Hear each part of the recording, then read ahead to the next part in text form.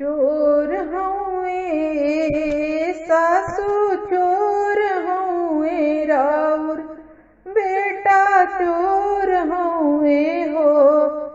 सासू पनावा ऐसन पिया पातर दिल मोरे चोराई लिहले।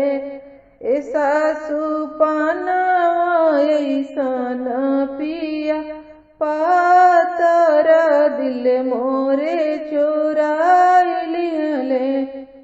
झूठ बोललू ए बहुआ झूठ बोललू बाबू सिर अपजसवा लिहलू हो।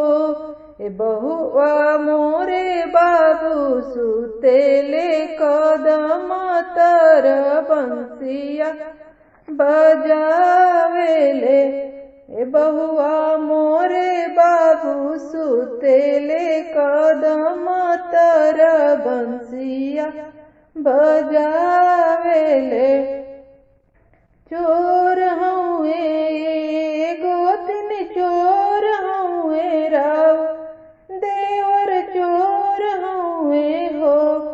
गोतिन पनावा ऐसन पिया पातर दिल मोरे चोराई लिहले। गोतिन पनावा ऐसन पिया पातर दिल मोरे चोराई लिहले।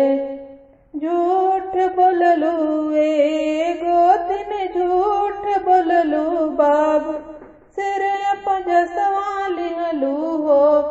गोतिन मोरे देवर सुतेले कदम तर बंसिया बजावेले। गोतिन मोरे देवर सुतेले कदम तर बंसिया बजावेले। चोर हउए ननद चोर हउए राउर भैया चोर हउए हो। ननद पनावा ऐसन पिया पातर दिल मोरे चोराई लिहले।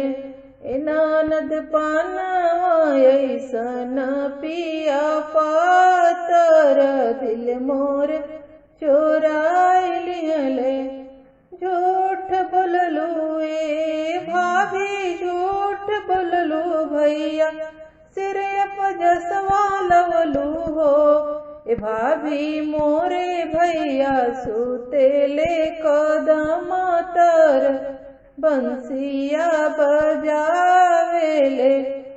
भाभी मोरे भैया सुतेले कदम तर बंसिया बजावेले।